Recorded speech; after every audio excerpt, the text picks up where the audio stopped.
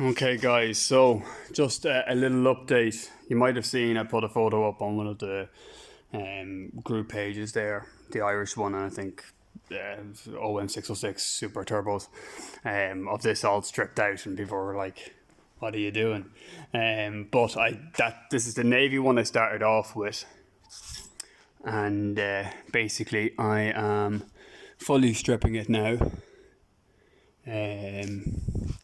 to basically put it to scrap. So I will take all of this out of it. I might actually take the entire subframe out if I feel like it's salvageable. I got the SLS shocks out as well. So that's the story with this one. I also have to cut out these areas because these tend to rot on a lot of them. So I'm going to cut these areas, this tub out. So I'll have basically a template for mine, and the same going for here, because this one is, I know it looks rusty, but it's actually quite good. With this and everything, with the drain all in kind of the right locations in the factory. So I'm going to cut this out as well, and that'll go in just here.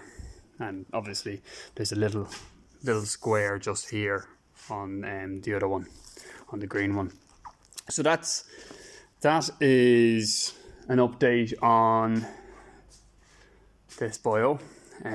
Taking all the parts out, like I was saying before, I have a bucket full now of all Mercedes clips and everything like that, but I also took all the W124 parts out because they are getting to the stage now where people are starting to attempt a restoration. Now I don't know if they're restoration worthy just yet, but the people are starting to go down the route of, let's say, tame restoration, not brave restoration on them. So I think it's worthwhile. While this one wasn't salvageable, it's worthwhile saving them. So that's that. I got the engine out of from the last video. I got the engine out of the W210 om606 with the turbo. The pump, let me just turn this light on, not that I don't have enough lights in this place. So this pump is going down to leash tomorrow, all going well. And he's going to fit all of these little bits. That's all the different bits there. And I was talking to Luke, and Luke in Diesel Pump UK, and he was able to tell me for stock turbo, 50 off boost, 100 psi on boost. I think I have it written down somewhere. And then also, I think he said time at 16 degrees after or before. Top dead center. Now, I don't quote me on that because I have it written down. He did tell me the right stuff. It's just a case of I've it written down, and my memory this weekend is gone a little bit. It's nearly always gone a little bit. So I'm going to get the guys in. Let me just flip this. I'm going to get the guys in Portlaoise Diesel, John, in there to obviously rebuild this, remove this EGR piece and this sensor here. And I believe, if I'm right in thinking, there's a linkage there that this actually bolts up to for the ALDA, or for the external ALDA. I'm going to see if he has some of, because I believe Diesel Meccan rebuild these. I don't know what they're called. They're some kind of swirl pot or something, are they? They rebuild these anyway for when they're doing the pumps. Now, I don't know if that's just a case of a few O-rings or something. I'll say it to John anyway.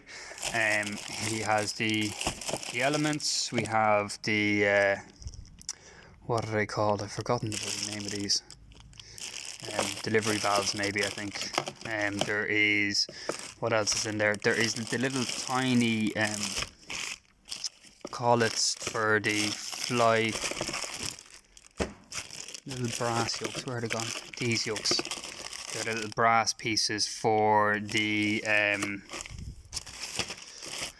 Oh my god, mind is gone. The fly, Christ, governor flyweights are what I would say it is, but my mind, as I say, is escaping me.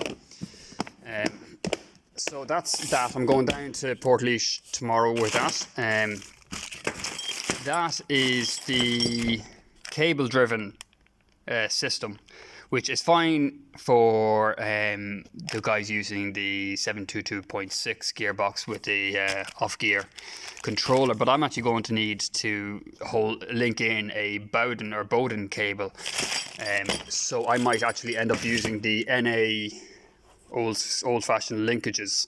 So I kept them, and they're up there. But I'll be able to then link in the Bowden cable off this onto it, hopefully. I have also a Bowden cable there that I can swap if they're a different length, but that's hopefully that. Since then, obviously, that blue car, I got the NA om606 out, and this is the Bowden cable I'm talking about. So it's designed, it has a little bracket on it there to clip onto the naturally aspirated cover, just the cover actually that clips into. But I'll develop a different system for clipping it in. I also got EGR delete system from the guy online. I think it was €70 through Parson Motel, and that's fantastic. He was really quick, really quick. I ordered it on Thursday and it arrived with Parson Motel last night, but it actually arrived in the UK or in Northern Ireland the next day, so that's fantastic. I got also the gearbox. So this is the turbo om606. It's not sitting on there, don't worry, on the alternator, but I better move it relatively sharply in case that ram starts seeping out. But anyway, I got the gearbox cleared from it. A couple of things I was pretty surprised about. Sorry, having a little cup of coffee. So a couple of things I was pretty surprised about. I was watching the Skid Factory, and they were doing one of their tech tips, let's say, and Alan on it was saying that the torque converter should always stay with the gearbox, I believe, because the splines, you want them to line up right and everything like that. So what I did was I put the 27mm socket on the crank, and I went around and I removed both bolts at a time from the inspection area. And then I went around. This one actually snapped. It was really seized in there, and I managed to get it out, going back and forth to this point. So now it's like a dowel, and it snapped. But I'm okay with that, because I believe with it sticking out like that, I'll just stick some WD-40 on it and everything like that, and the vice grips I should be able to get it the rest of the way. And it's an iron block, so the threads should be okay. Famous last words. But anyway, the separated the block. The torque converter stayed, even though it was unbolted, it stayed with the engine, which I thought I wasn't meant to be like that. In my head, it was all going to come out lovely like this. That was going to be sitting on there lovely and everything like that, but it actually stayed with the engine. And then I just gave it a little wiggle, and it popped off in my hand. So that's what she said. I didn't realise that was going to come out like that. But anyway, so basically it stayed with that. I don't know if that's an issue. I don't know if I just got lucky and the splines were just sitting right and it just came off nice and handy. I've been WD-40ing the glow plugs. I know the carbon is probably built up in them. It's not a case of WD-40 saving that. But anyway, so we're down to that. I am hoping to pop this engine on an engine stand, but I'm a bit reluctant, and I tell you the reason. I got this engine stand as a gift years ago. When people ask me what I want for Christmas and stuff like that, I always tell them tools or something similar to tools. So I got this as a gift years ago with the intention of rebuilding a Z20 LET engine, which never came to fruition. But actually, the car lives on and is with a good owner, so it's no big deal. But I am a bit concerned, not about up here, I'm concerned with the design of it.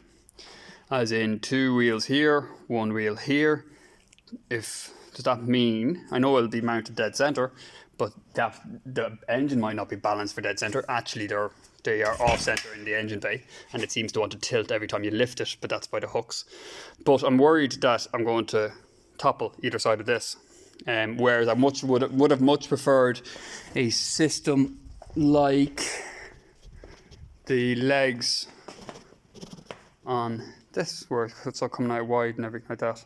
But this thing moves around like mad. It's actually more difficult to work on it when it's moving around in the air than it is, well, obviously, but than it is when it was in the car. So, what do you guys think? Do I go with that 3-legged job, or do I try and find a different system? I suppose with these, I don't know how it would affect it, but I could possibly sit it on one of these stainless steel tables. Like, they're fairly strong yokes, but they are sheet metal, so they do dimple in the center if you stand in the center. So I don't know if I'd fuck up the sheet metal. Alternative, I can't really get it in there. I tried getting that engine in there. I just can't. This is too close. Low down. Yeah, tell me what you guys think. All right, thanks for watching, and thanks for all the support. And I'm hearing from people that not even just on the om606 forums, that they've actually watched at least one of my episodes, which is fantastic. Anyway, appreciate the help, guys. Thanks. Bye.